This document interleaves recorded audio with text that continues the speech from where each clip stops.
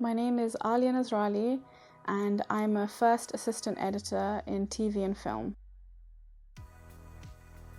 I'm a first assistant editor, which means that I assist the editors along with the second assistants or trainees.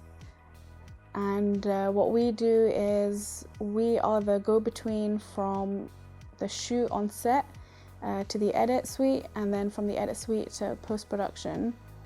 We take the footage and the sound from on set and we process it and log it, sync it, give it to the editors, and then assist the editors with anything they need, such as adding sound effects to scenes, doing temporary visual effects, any other random little bits and bobs that they need.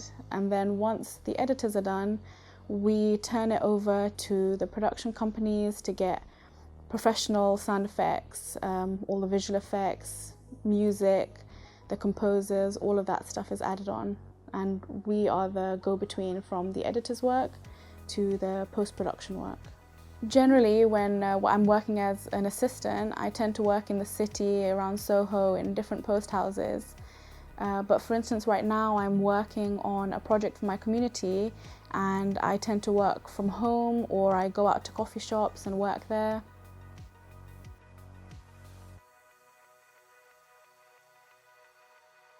I got into this career quite randomly.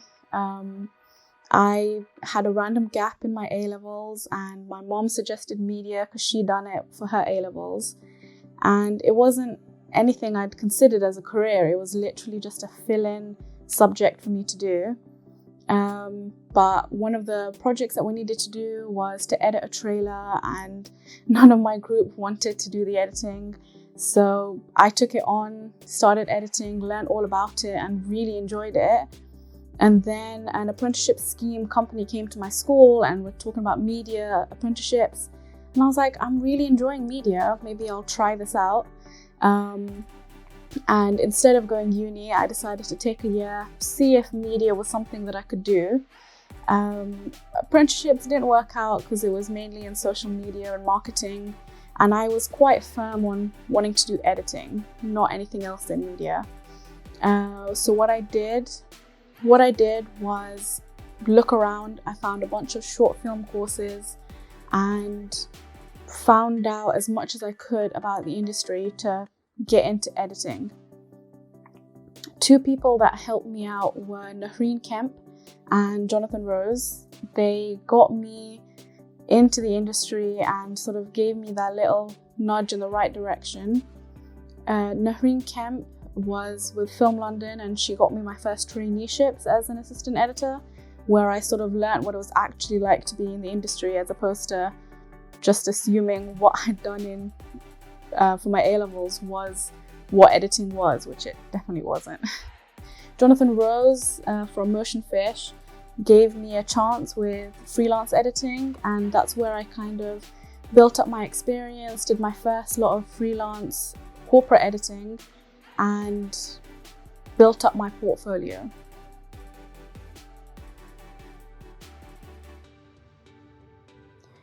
Along my journey getting into editing, I met a lot of remarkable women who encouraged me to carry on down the editing path. Quite early on in a short film course, I met this amazing female editor, and at that point I'd only met male editors, and it was kind of the start of finding all these amazing women who were in my area of the industry, encouraging me to sort of carry on down the path that I was going.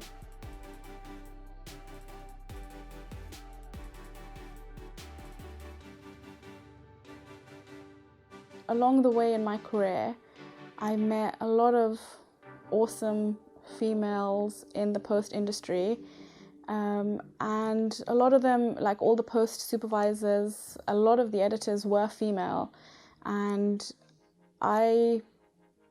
the biggest challenge I found was that a lot of the other assistants were men, but I didn't feel like it stopped me from progressing as an assistant because there were so many other strong females in the post industry that could encourage me along the way and give me the boost of confidence I needed to not feel like my gender was a barrier necessarily in the role that I was going for.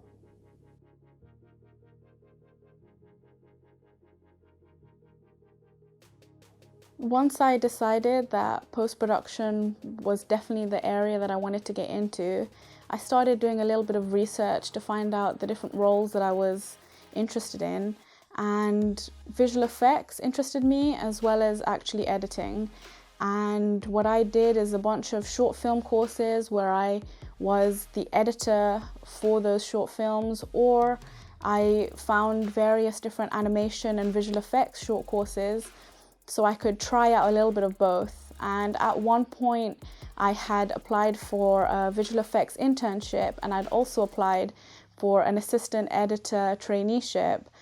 And I remember thinking at the time, like, these are two very different sort of paths within post-production, and whichever one works out for me, that's going to be the one that I focus on, because I couldn't do both. I can't just carry on doing a little bit of one, a little bit of the other.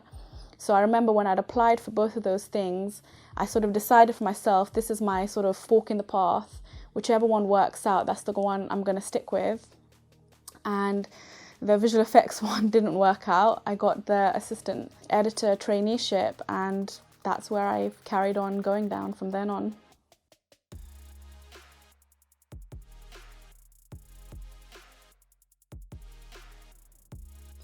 I've never felt that being a woman has stopped me from advancing as an assistant, because there are so many women around the roles I'm in as well. The only issue really I had was my own confidence in just going for it. So I'd been a second assistant for a little while, and I was looking for another second assistant role. And I happened to talk to one of the first post supervisors from like really early on one of my traineeships. And I said, look, I'm going for another second assistant role. And she was like, why don't you go for a first? And I was like, oh, I don't think I know enough to go for a first assistant role. There's so many more responsibilities, and I just don't think I know enough to apply for it even. And she was like, you know what? A guy in your position would just go for it, because they'd figure they know enough and they could just figure out the rest along the way. And so I think you should go for it, and you know you have other assistants and you can talk to me as well, and anything you don't know you can just ask us, but you should definitely go for it. And it was from her encouragement that I actually applied for my first assistant role, and I got it.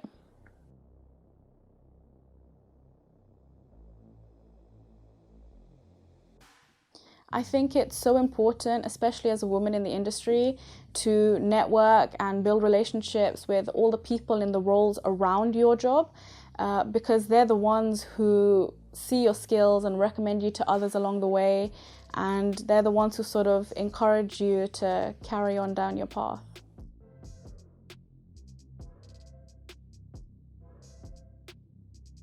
I don't know of many tools and platforms specifically for encouraging women in the industry. I'm sure there are some out there, but I think I was lucky enough to have met some great people who got me to where I am, that I didn't need any platforms, so I never looked for them. But I do know that a lot of traineeships and a lot of roles encourage minority and women to go for them, to try and get more into the industry. And it's obviously helping, because in my jobs now, nearly half of everyone there are women, and in the jobs that don't, they're encouraging more to apply all the time.